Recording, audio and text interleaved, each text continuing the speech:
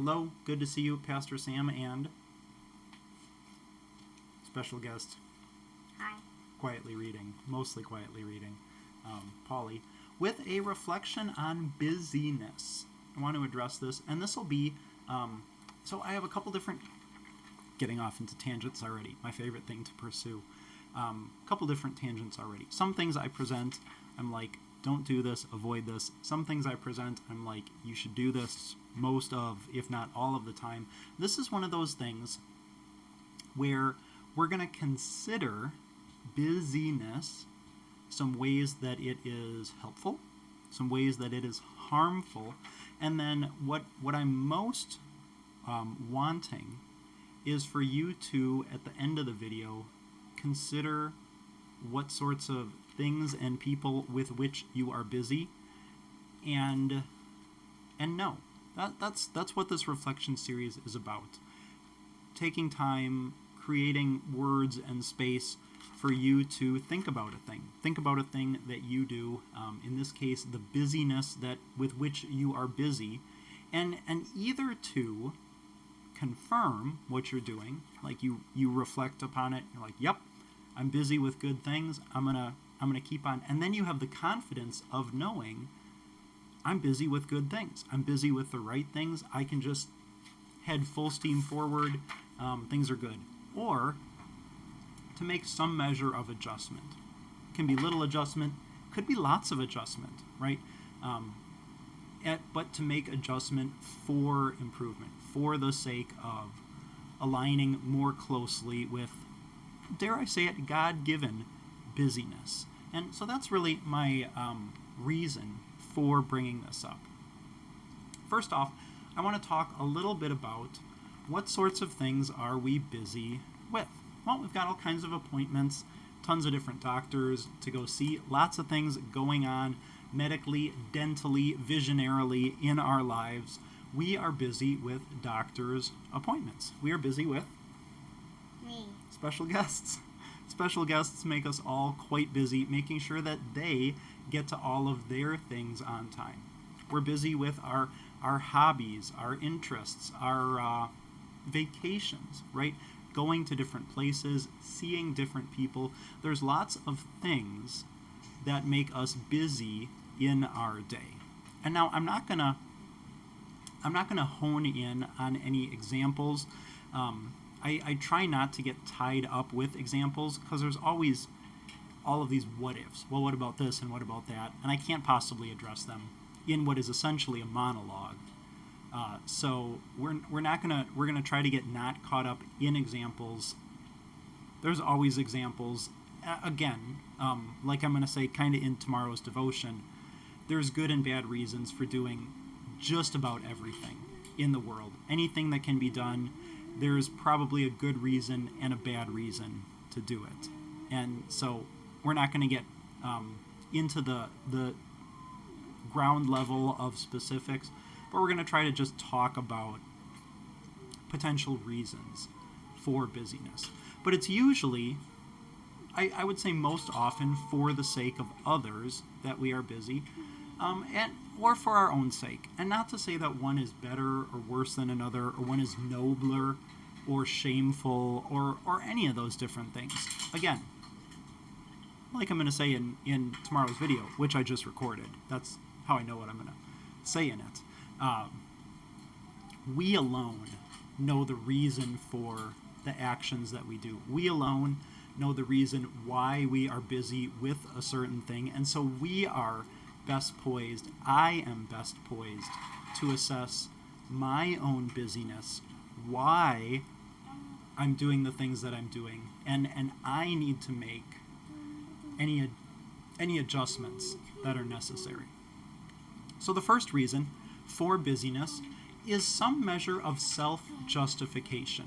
And what I mean by that is, consider a time when you've been trying to schedule something with a group of people. And you're like, well, let's meet on Thursday. Somebody's like, Thursday's no good. And then you're like, well, what about Tuesday? And that same person is like, Tuesday's no good. I've got this other thing, right? There's a measure of pride and self-importance that comes from busyness. Look at all of these things that I do. That person says to themselves, I'm busy with a lot of things. I'm involved with so many of these things. I'm so important to these things. Busyness can be a masquerade for self-justification. Like, my life is so meaningful. My life is so important. Look at all of these different things that I do. All of these different people that I'm with. If I weren't here, think about how all of these people and things would suffer. I'm busy as a way to justify my own existence. I have meaning being here. I have value being here because I do all of these different things. And so when you're trying to schedule a meeting or a party or whatever, there's that person who's just busy all of the stinking time. And there's usually a little bit of a smirk on their face. No, I can't make it then. No, I can't make it then. Oh, I can't do that. Oh, that's not good for me, right? Because they're so there can be, there isn't always, but there can be feelings of self-importance and pride and justification that I've got so much going on. Look at how important of a person that I am. Another reason that we might be busy is as a way to ignore reality. And what I mean by this is that as we rush from thing to thing to thing, we don't have to think our thoughts or feel our feelings. If you've just come from thing A and you have to rush over to get your kid to this other thing, and then you have to rush over here, and then you have to run over there, and then it's bedtime and you go to sleep, you never have to deal with what are oftentimes painful thoughts. Like, what in the world am I doing? You never have to reflect upon your own life and assess whether all of this busyness is in fact helpful or harmful. You can kind of take your mind off of yourself and ignore what's going on in your life. I don't have time to deal with this. I have to rush around to all of these different things. I'm just going to ignore this painful event that has happened, or this person that I don't really want to deal with, or this thing in my life that I just wish weren't there. I'm going to stay busy in order to make sure that I don't have to think about it, that I don't have to address my feelings. Because I think there can be a great deal of emptiness. These activities are ultimately empty activities in that they don't provide eternal value and meaning. Now, one of my activities sitting right next to me, you might be tempted to disagree with me. Attain a game. Some of these busyness things are incredibly important, but being a parent is not what is going to save me.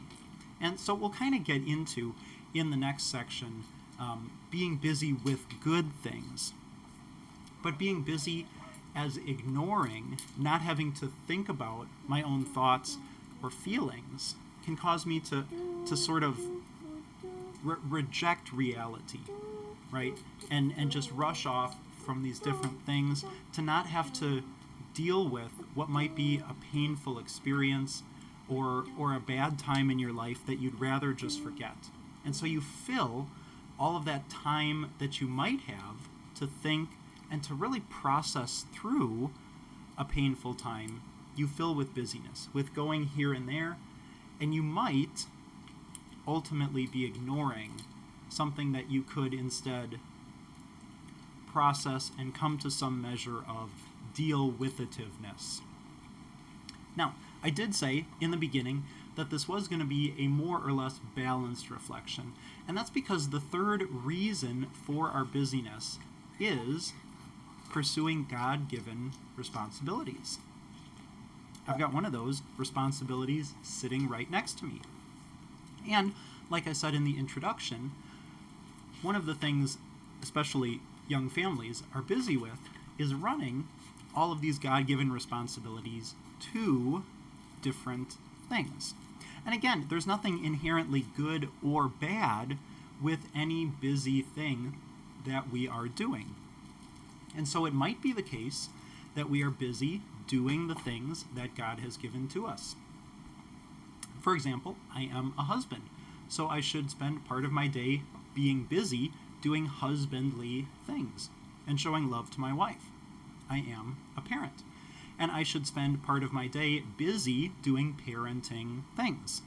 I am also a pastor, and so I spend part of my day doing pastorly things. These are all examples of different responsibilities that God has given to me, and He gives me the gift of time each day with the hope that I will get busy fulfilling these responsibilities. Now, what I want to do as in way of closing and summary, very short reflection, but that's okay, is to think about your schedule, or better yet, actually take out your phone, actually pull up your schedule. Because what I want to move to next is looking at your schedule, and especially the things that win or lose. And here's where the greatest amount of reflection is needed. What are those areas that always win? You are unwilling to ever schedule another thing during this activity. That's your God.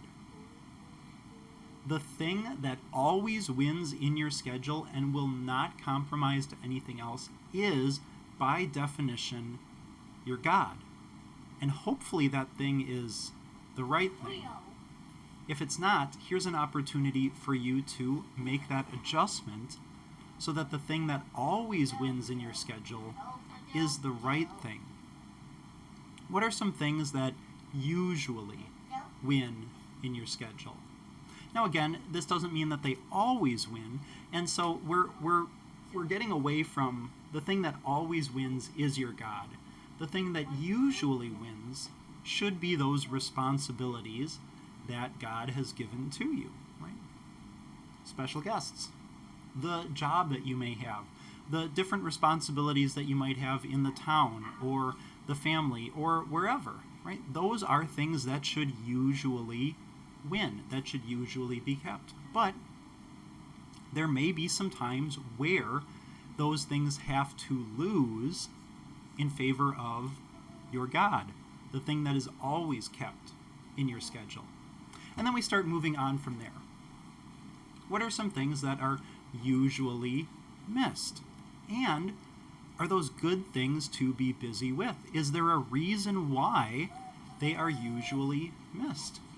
Could you be better off just saying, you know what, I'm going to let these things always be missed, and to give up one of these responsibilities? Now again, depending on what the responsibility is, that might be a good thing or a bad thing. If I stop taking care of that responsibility, that would be a bad thing.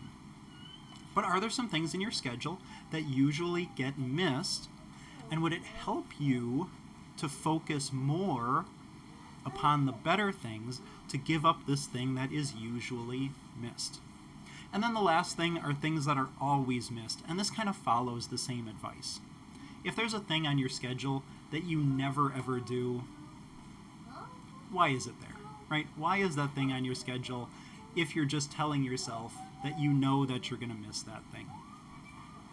Find someone else who can do that thing, drop that thing, right? As you look through your schedule, I want you to be busy doing the best things. So look through, this is where the reflection hits the road.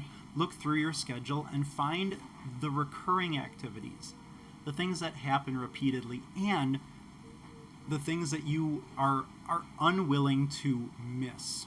Not necessarily unwilling to change or reschedule, but the things that you're unwilling to miss. And the thing that wins always 100% of the time is your God. And I hope that that's actually God. This is one of those areas where we might need some time to just reinforce, right? Yes, I am busy doing the right things. Or, oh, I guess I'm busy doing some things that I usually miss or that aren't that important, and I need to readjust my priorities. Busyness is not a bad thing. The Lord gives us the gift of time throughout the day. He gives us the gift of whatever level of energy we have. And he gives us responsibilities. And all of those three come together. The busyness and the energy and the responsibilities come together in the Christian life. And that's how we live, is doing the things that God has given to us. Interacting with the people that he's placed in our lives, and the people that he has most intimately placed in our lives come usually towards the front of that line.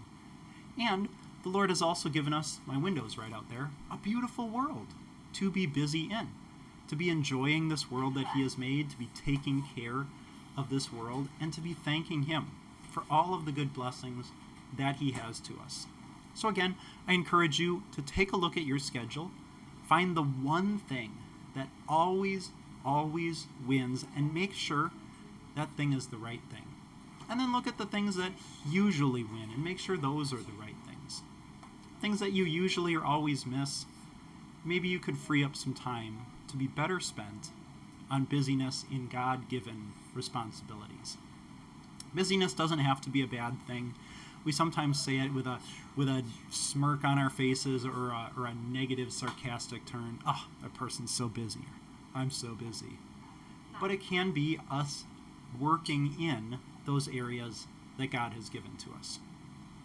Thanks for being with me today on this reflection, and I hope to see you next time. Till then, God's peace be with you.